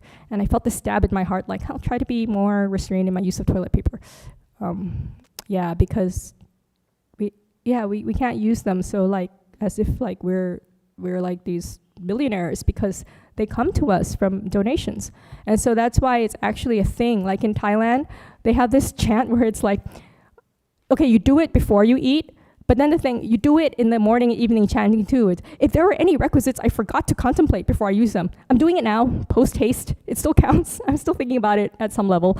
So then that's the thing. We really have to reflect before we use the basics of daily life, which is something that if you do it, you will also use your requisites, whatever, it's such a weird word, but your food, clothing, shelter, medicines, in a way that is wiser, and you'll have more, restraint about the way you use them, and also more appreciation from them, and also know why you really have it, what the right purpose in using these things. So even though the word here is robe, then it obviously can also apply to just normal clothing, like from, jeans to t-shirts or whatever. So here a monastic or lay practitioner, reflecting wisely, uses the robe or clothing. We just did this last night in Bosu Hanching. So this is chanting, not singing. Oh, it's a different translation. I don't know the tune to this. But anyway, what we say is, only to ward off cold, to ward off heat, warding the touch of flies, mosquitoes, wind, burning and creeping things, only for the sake of modesty. Here it's more graphic, concealing the private parts, but that's the thing. And then food is a big one. Last week, people said they had the most difficult time with sense restraint around food. So here's a tool you can use. You can reflect wisely before you eat, while you eat, after you eat. It's really funny. I had a bit of upset stomach, not from this, what the label said. I thought it was like so rare to see a label that said it, called a spade a spade. It said, this cures, diarrhea, gas, and overindulgence in food and drink. Oh, I need some of that then. Yeah, No, it's from the States. It's like Pepto-Bismol. But anyway, not quite. It was a generic kind. Oh, I shouldn't do commercials. But anyway, it's, right? I mean, often they just say, oh, heartburn, gas, they don't say, or if you just ate too much because you indulge. So yeah, that's the thing, right? When you indulge, you get indigestion. And so if you reflected wisely, then you wouldn't. And this is the translation that is from Bhikkhu Bodhi's. But I kind of like Ajahn Brahmali's, which is tacked on to the bulletin board inside the Jhana Grove Dining Hall, if you ever noticed it. So I asked Christina kindly to send me a photo of it. So I'll read it out to you, and you'll see if you like it too. Wisely reflecting on this food, I use it not for amusement, not for the sake of indulgence, and hence needing to take that medicine, not to make my body impressive, not to make it beautiful, but simply to sustain and nourish it, to maintain my health, and to help my spiritual practice. With this attitude in mind, I will allay my hunger without overeating, so that I may continue to live blamelessly and at ease. And one thing I really liked about this translation is the second line, not for the sake of indulgence. Because since forever and forever, I've been chanting the chanting book that's used in most Western Ajahn Chah lineage monasteries. And it, from the very first time I went to stay in one of these monasteries, a layperson, it was like, not for fun, not for pleasure, not for fattening. And I always felt like, not for pleasure. And I would feel like I'd done something wrong if I experienced pleasure when I ate. And then I would have all these workarounds where this pleasure is only a fringe benefit. I'm not eating it for the pleasure and stuff. But actually, this is okay. It's like you can have pleasure because what can we do? our pleasures from food are conditioned. I like French fries. I can't help it. And so, but it says not for the sake of indulgence. I think that is a more useful concept. But even if we did the concept of not for pleasure, what I try to do is I'm like, okay, I know I'm experiencing pleasure from this, but what is the nutritional value of this food? Potatoes have something, because people in Ireland, they live on that stuff and they haven't died yet. So potatoes have something. So I'm getting some nutritional value from this. And you know, the extremely yumminess is, it's just a side benefit, but it's not why I'm eating it. Okay, it is why I'm eating it. But the thing is, I'm not going to indulge in it. I'm only have a few, you know? So then I feel like I'm still reflecting wisely. The other thing is your resting place, your lodgings. So it's not so you have a fancy house that you can show off to your friends. It's not so you have whatever, you know, a corner office. It's so you just have the same, not for, only to ward of heat, to ward of cold, to ward of the touch of flies, mosquitoes, burning and creeping things, only to ward off, only something dangerous, only to remove the dangers of weather, and for living in seclusion. You're like, I live in my family. Where's the seclusion? But this is an invitation to maybe, you know, create a prayer room or a meditation room so that you can have some pseudo seclusion. You know, I stayed in this place when I was visiting Seattle. They were so kind. These people, you know, hosted me, and they have like their own kuti in their backyard. It's like they built a kuti in their backyard. That's a commitment to solitude. So they could have a place that they could practice some solitude and also to host some visiting monastics. Like, if you have a backyard, that's something to consider. So you can have a bit of seclusion. But even if you don't, your house will it will keep you protected from creepy crawlies and weather, unless you're in Sri Lanka and your whole house has just been torn apart. That's really sad and difficult, you know, because when you don't have a house, you don't have these protections. So it's, yeah, you know, your heart really goes out to people in that condition. Okay, so last is medicinal requisites, which is a fancy way to say, you know, medicine. Medicine and bandages and, you know, that kind of thing. So you only do it, you know, to protect from arisen afflicting feelings and for the sake of good health.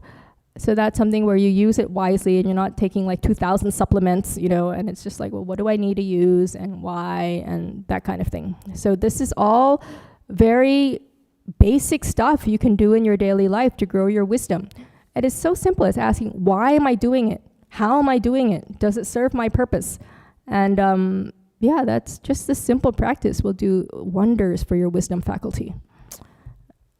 Okay, and then there's taints to be abandoned by enduring. So this is why endure is like, it often has this brute connotation of I'm just gonna grit my teeth and bear with it. But here you're bearing by reflecting wisely. So you know, cold and heat, hunger and thirst, you know, they're just passing experiences, and gadflies, mosquitoes, you can have some metta to them, wind, sun, creeping things, you know, I can bear with it because they won't last. Ill-spoken, unwelcome words. We have all those tools about aversion, right? So you can do it, you can endure. And then arisen bodily feelings that are painful, racking, sharp, piercing, and menacing to life. The Buddha says you can endure it if you reflect wisely. Now, the taints to be abandoned by avoiding. You're like, reflecting wisely, I will avoid a wild elephant.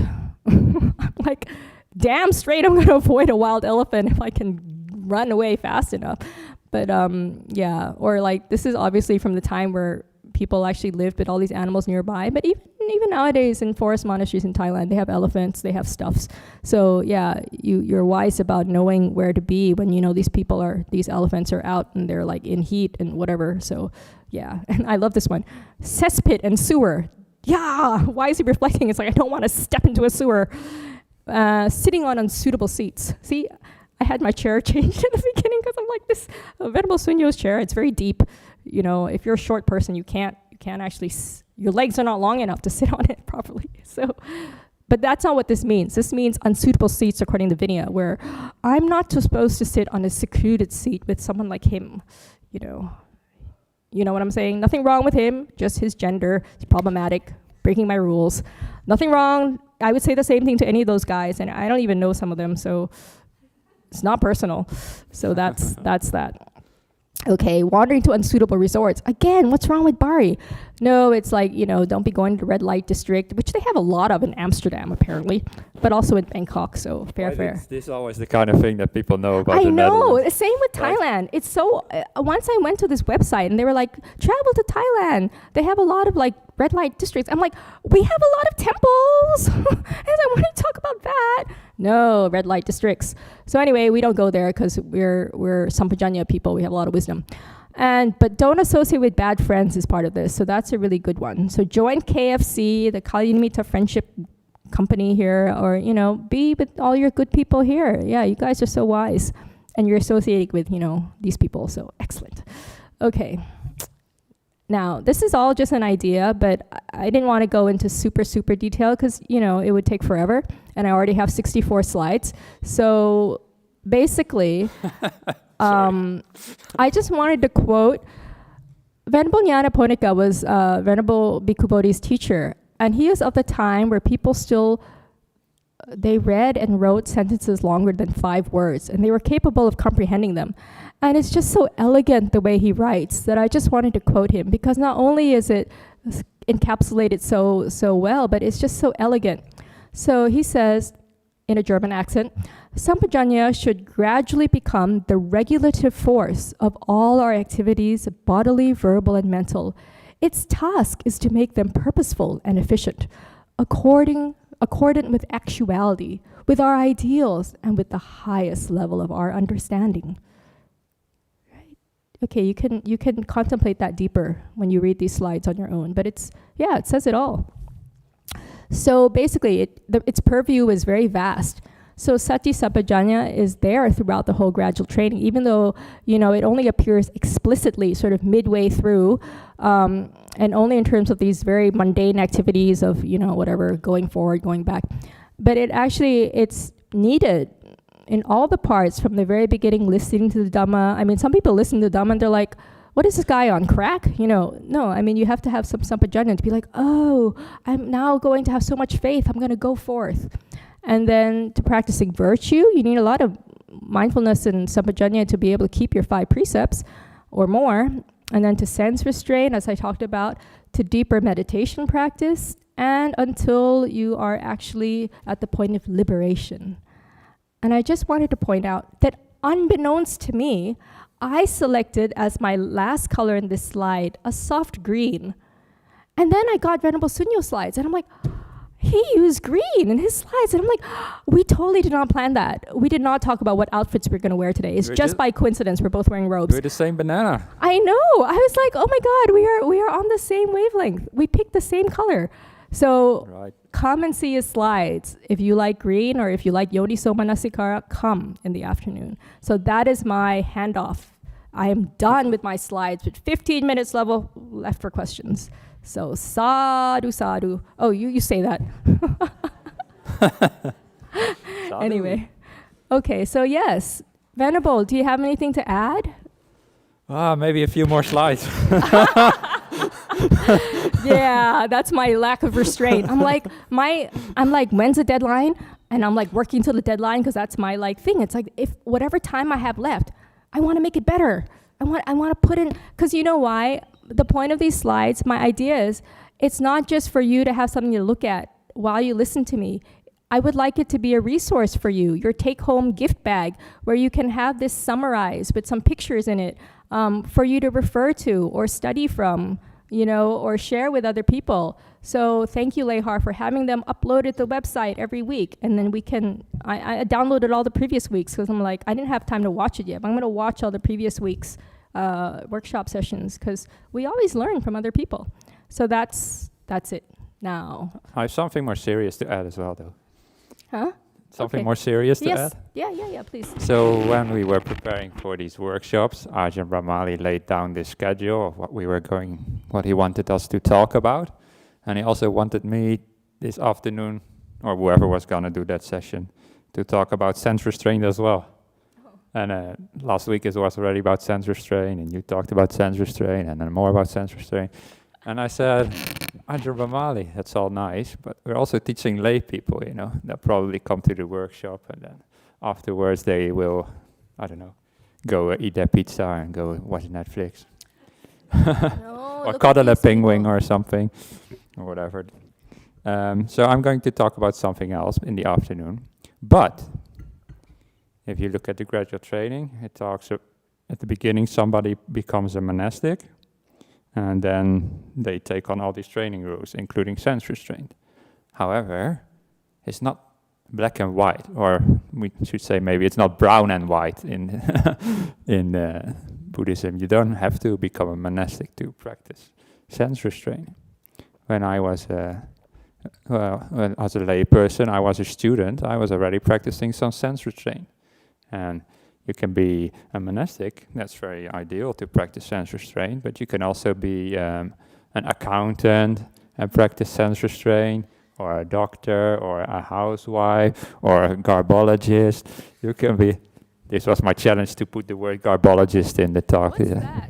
Yeah, I said it's not an existing word, Oh. but apparently it means somebody who collects the trash, garbologist. Oh, I didn't hear you. I thought it was some Dutch term. I'm like, No, what is no, yeah, no. garbologist? It's called rubbishologist in Australia. But anyway. Rubbishologist.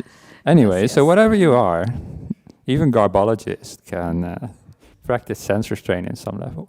When I was a student, when I was about my 20s, I was really into music, and really heavy metal music, right? And all the headbanging I used to do, lost all my hair because of that. Yeah, you shook it off.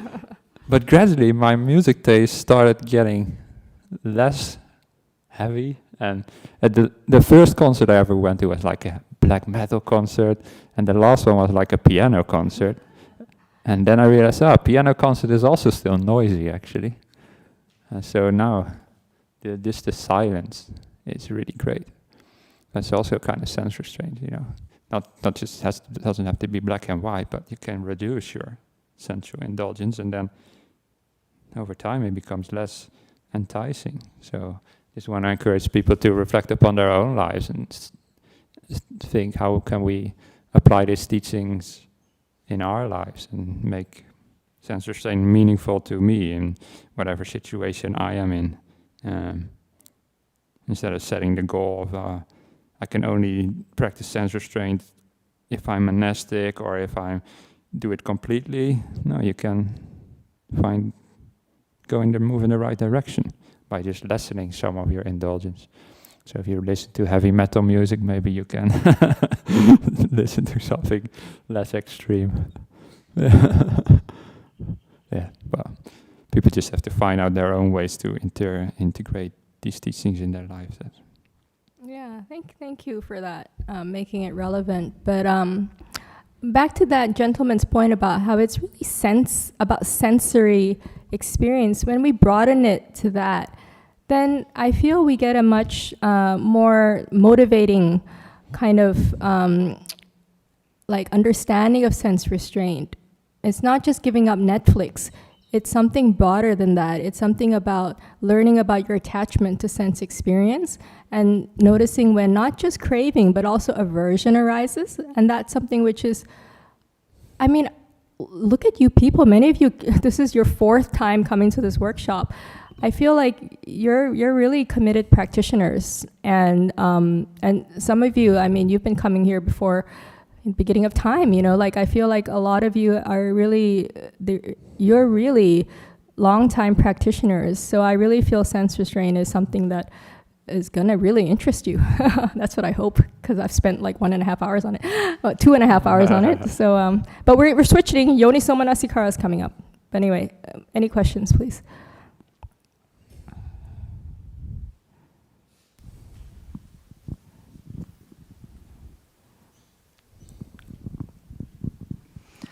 I just wanted to ask, because we've looked at sensual pleasures, but what I've also gotten from the second half of the talk as well is that knowledge pure in and of itself isn't a virtue. There's definitely something to be said about developing our perceptions, but to basically use an example of like an academic, for example, sometimes they can get a bit lost in the source in terms of pondering things that aren't particularly relevant to a certain situation. And I was just connecting it to something I remember the Buddha talking about, where there's certain things that aren't really worth pondering because it kind of leads to this almost intellectual hedonism. And we're talking about sense restraint there, but I'm just wondering like how we categorize the non-sensual kind of intellectual traps that might rise. Oh, this is right up my alley because I'm an intellectual type. And I spent many fruitless hours trying to figure stuff out at an intellectual level, which, yeah, you know what? Once I was sort of woken up to it, like these poor teachers that I subject to all my endless questions. One time, Bhante Shidacho said to me after like I'd been like asking him all these questions, he's like, you know, obviously, you know, he said something nice first, because skillful teachers do that. You know, you have a very strong sort of wisdom bent, but you know, sometimes you don't always have to get a clear answer. Sometimes having a bit of mystery in life is very beautiful. And I was like, oh, what a concept, mystery. But that's kind of the thing. Dhamma is deep, is not penetrated through intellectualizing. And having a bit of mystery around the concepts you don't understand yet because you're not deep enough in your practice, and not trying to like figure it all out in advance through your brain. It was very like, oh, so helpful that he pointed that out to me. And so when, or something even more simple, I had this like, oh, like, you know, you're like, oh, I'm going to visit this reputed arahant. He's going to give me all sorts of profound wisdom. But at that level I was at, okay, the most useful takeaway I got from visiting Luang Paplian in northern Thailand when I was like, I don't know, before I was ordained, was if you think and it causes you to suffer, stop thinking. And at that point when he said that, I was like doing exactly that. I was like intellectualizing about something and I was like trying to figure it out. And it wasn't just like if you think about sensual pleasures or your hatred about a person, it was even that intellectualizing. You know, it was the suffering, because like, it's like, oh, this, the tension of I want an answer, I need an answer, and I need to get it now, you know? And some things, you know, you can't force your understanding. So when I notice the suffering in my intellectualizing, it's easier to let it go. It's like, okay, it's overboard now. If I'm like thinking so much, it's causing me to suffer, I actually feel unpleasant, then like it's time to stop thinking. And that can kind of cut through the intellectualizing. But noticing your addiction to intellectualizing is very useful, because you can only start to help yourself when you realize you have an addiction. That is probably, I don't know what the steps of AA are, but it's probably one of the first steps is you have to admit you have a problem. So people who are addicted to intellectualizing and finding they're not so happy because of it, you can ask for help. There's a support group for you. And I am in it, so if you want to talk, we can exchange contact information. Okay. Analytics Anonymous. Huh? AA. Oh, Analytics. I'm perfectly open about my addictions. I'm addicted to French fries and intellectualizing. Look at me, I'm just a bag of addictions. But in the suttas, just to answer that question as well, when the Buddha talks about sense restraint, then he says, when you see an enticing sight with your eye, you quoted that, when you smell something with your nose, you hear something, you taste something or feel something, and then also as the sixth sense as well. Not every time, I think, but often he says, when it's like an enticing thought, you could translate, comes up in your mind, and you also can practice restraint as well. Of course, it implies that it is like unhelpful and unwholesome thoughts, because some thoughts can be about sense restraint.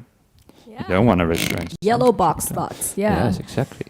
So yeah, the Buddha talked about that as well. And then sometimes I had the same question, like, yeah, what does it mean to restrain your mind in sense restraint? First of all, it's of course fantasizing about things, fantasizing about sensual pleasures. But it can also probably include these kind of analytical addictions as well. Yeah. I'm just like working through this in real time as I'm saying this as well, but I've been listening to what you're saying, and I think like noticing that that unease when it comes to like that feeling of I need an answer. I think it's a key highlight there to be like that is a emotional kind of thing going on. And I think back to what Ajahn Chah says around like having to allow the Dhamma into your heart, and I think it's where maybe that kind of intellectual side of it's out of balance with the emotional side of it, because I've heard so many people when they're counseling others or trying to, and they don't do a good job of it, they'll try and go into the logic side of things, and it's like people's logic is going to be informed by their emotions. So I think that's just an interesting little addition there. I think in terms of, it's the way that I think about it as well, is that I feel like sometimes my language constrains a deeper understanding of things, because I have a hard time describing certain aspects of the Dhamma to people who are uninitiated. But it kind of has that, to me, that you know it when you see it quality. It's something that I think, yeah, kind of just feeling it and like putting that priority and being like, okay, now's the time to feel it rather than think about it. I think maybe. Yeah, no, that's were you potentially here important. last week? Unfortunately, I was sick, so no. Oh, okay. No, yeah, that's exactly what I was talking about last week, about learning how to feel your emotions, especially in your body, because with sense restraint, that's the thing about like repressing. Sometimes we're so quick to think about it. I want to think it through. I want to like, why am I, I want to apply Majjhima Nikaya 20. I want to like let go of my thoughts. But it's like, you're just repressing it if you haven't felt your craving and aversion fully, and kind of really incorporate that emotional side to your practice. And for me, it doesn't really, it never works when I hear like advice that's just like, oh, okay, you have anger? Okay, exactly what I was talking about. Oh, look at the person's good qualities. Yeah. But it's like, until I've actually felt it, really felt my aversion or my hurt or my whatever, it's too soon, and you can't go straight to the intellect. It doesn't work. And yeah, so this is good for us intellectual types, to learn to develop the emotional side of our experience and our practice. And a lot of the heart practices like metta, really helpful for that. So anyway, I understand, I empathize, and yes, but there's practices we can do. Yeah. Yeah, and I think at least I'm understanding those practices kind of like detaching from the object itself and kind of embracing anger and things, but not proliferating them. I feel like it's kind of the idea of where I'm going with trying to embrace that kind of emotional thing. And so much as like, again, we talked about kind of, it's not really that the object has that power, it's what we attach to it. So we detach from that, and then it becomes then, I guess, easier to embrace that and feel that out, rather than if you've got that object in mind, you keep proliferating towards that. That's right. That's why one way to end, really powerful way to end the proliferation or short circuit it, is to feel it in your body, because that's like whole different experiences. When it's in the body, it cannot be intellectual. Your muscles are not intellectual things.